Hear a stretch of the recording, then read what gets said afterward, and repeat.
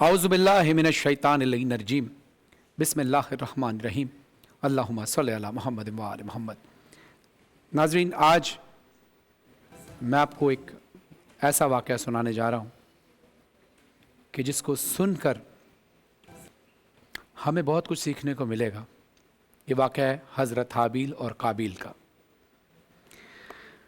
اللہ تعالیٰ نے حضرت آدم علیہ السلام کو سب سے پہلے انسان کے طور پر پیدا فرمایا اور انہیں جنت میں بسایا۔ پھر اللہ نے حضرت آدم علیہ السلام کی پسلی سے حضرت حوا علیہ السلام کو پیدا فرمایا تاکہ وہ ان کے لیے سکون اور راحت کا باعث بنے۔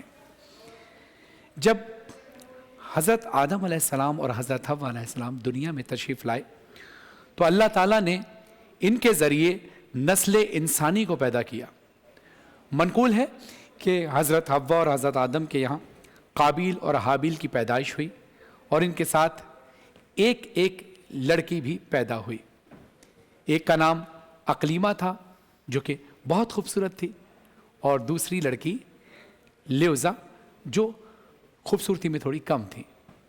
وہ پیدا ہوئی جب حضرت آدم علیہ السلام نے، کیونکہ اللہ نے بڑے خوبصورت انداز سے حضرت آدم علیہ السلام کی نسل کو چلانا تھا، تو حضرت آدم علیہ السلام نے شرعی دستور کے مطابق قابیل کا نکاح لیوزا سے اور حابیل کا نکاح اقلیمہ سے کرانا چاہا، تو قابیل اس پر راضی نہ ہوا اور مطالبہ کیا کیا میرا نکاح اقلیمہ کے ساتھ ہی کیا جائے۔ حضرت آدم علیہ السلام نے اس سے فرمایا اللہ کے حکم کے مطابق تیرا نکاح اس سے حرام ہے۔ قابیل نے کہا یہ تو آپ علیہ السلام کی رائے ہے، اللہ نے یہ حکم نہیں دیا۔ اس پر حضرت آدم علیہ السلام نے فرمایا اگر تو یہ سمجھتا ہے کہ تم یہ سمجھتے ہو کہ تم دونوں اپنی قربانیاں پیش کرو جس کی قربانیاں قبول ہوں گی تو وہ اقلیمہ کا حقدار ہوگا۔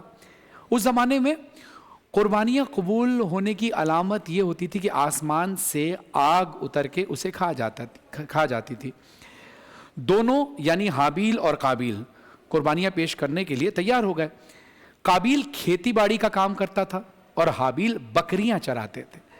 قابیل ہلکی کوالٹی کی گندم کا ڈھیر قربانی کے طور پر لایا، جبکہ حابیل نے رضائے الہی کے لیے ایک اعلیٰ کوالٹی کی اعلیٰ معیار کی بکری قربانی کے لیے پیش کی اللہ کی بارگاہ میں۔ پھر گندم اور بکری کو پہاڑ پر رکھ دیا گیا۔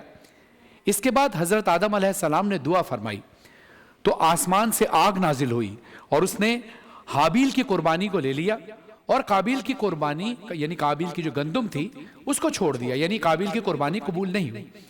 یوں حابیل کی قربانی قبول ہو گئی اور بحکم الہی اقلیمہ کے حقدار قرار پائے حابیل کی قربانی قبول ہونے پر قابیل کے دل میں بغض و حسد پیدا ہو گیا، اور جب حضرت آدم علیہ السلام مکہ مکرمہ تشریف لے کر گئے تو وہاں پر ادھر ماحول یہ ہوا کہ قابیل نے حابیل سے کہا کہ میں تجھے قتل کر دوں گا۔ حابیل نے کہا کیوں؟ قابیل نے کہا اس لیے کہ تیری قربانی مقبول ہوئی اور میری قبول نہیں ہوئی، اس لیے میں اس طرح تو اقلیمہ کا مستحق ٹھہرا، مجھے تو اقلیمہ سے عقد کرنے کا موقع نہیں ملے گا، لیکن اس میں میری ذلت ہے۔ حابیل نے جواب دیا کہ اللہ تعالیٰ صرف ڈرنے والوں کی قربانی قبول فرماتا ہے، اب اگر تیری قربانی قبول نہیں ہوئی تو یہ خود تیرے افعال کا نتیجہ ہے، اس میں میرا کیا قصور؟ اگر تو مجھے قتل کرنے کے لیے میری طرف ہاتھ بڑھائے گا تو میں تجھے قتل کرنے کے لیے ایسا نہیں کروں گا، کیونکہ میں نہیں چاہتا کہ میری طرف سے کوئی غلط کام ہو، حالانکہ میں تجھ سے زیادہ قوی اور توانا ہوں۔ یہ صرف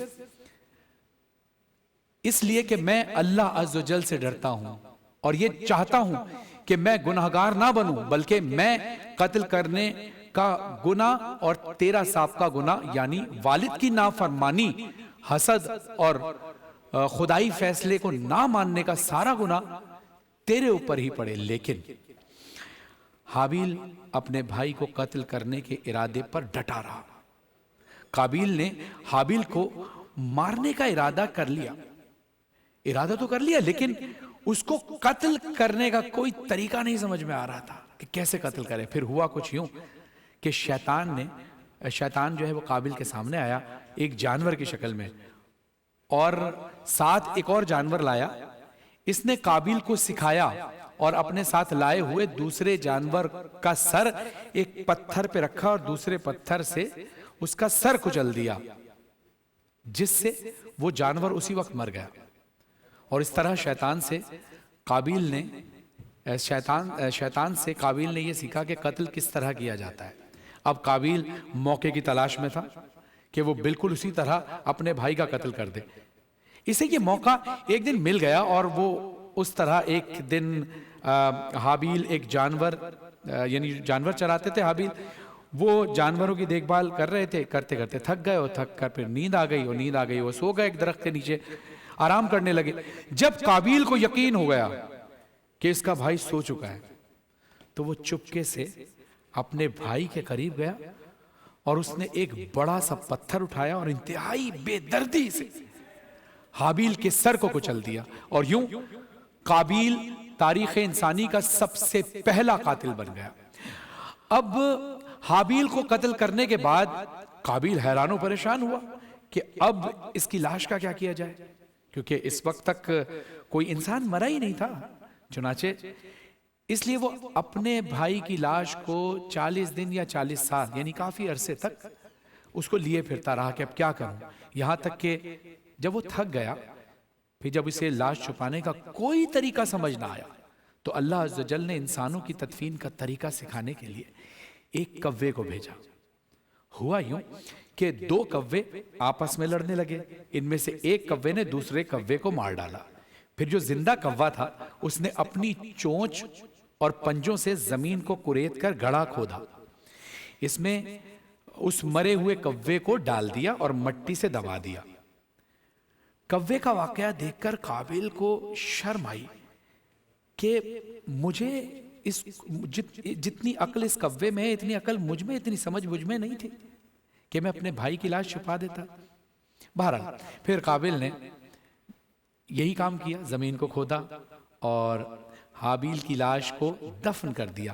حابیل کو قتل کرنے کے بعد قابل کا بہت برا حال ہوا۔ چنانچہ حضرت مجاہد رحمۃ اللہ علیہ سے مروی ہے کہ جب قابیل نے اپنے بھائی کو قتل کر دیا تو اسی دن سے اللہ تعالیٰ نے اس کا ایک پاؤں پنڈلی سمیت اس کی رانس کے ساتھ ملا دیا، اور یہ قیامت تک یوں ہی ملا رہے گا۔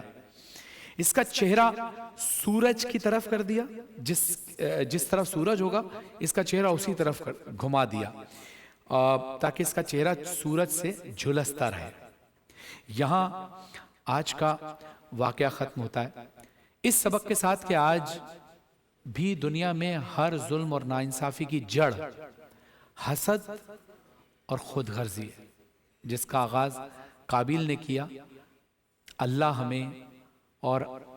ہمیں ہدایت فرمائے اور ایسے تمام گناہوں سے محفوظ رکھے۔ تو اپنے آپ کو، امید ہے کہ آپ کو یہ واقعہ سمجھ آیا ہوگا اور بہت کچھ سیکھنے کو ملا ہوگا۔ حسد بہت بری چیز ہے، خود غرضی بہت بری چیز ہے۔ جب تک ہم ایک دوسرے کے لیے اچھا نہیں سوچیں گے، اللہ ہمارے لیے بھی اچھا نہیں کرے گا۔ یہ پیغام ایک نبی کے بیٹے کے ساتھ واقعہ ہوا اور اللہ نے اس سے سبق پیش کیا۔ حالانکہ حضرت آدم علیہ السلام اللہ کے نبی ہیں، اور اللہ چاہتا تو نبی ہونے کا ایج یا فائدہ یہ دے سکتا تھا کہ حضرت حابیل کے قتل پر قابل کو سزا نہ دیتا، لیکن اللہ منصف انصاف کرنے والا، وہ یہ کہتا ہے ظلم کرو گے تو کوئی بھی ہو میں اس کو نہیں بخشوں گا۔ اسی کے ساتھ ہم جاتے ہیں مختصر وقفے کے بعد، دیکھتے رہیے رمضان میں بول۔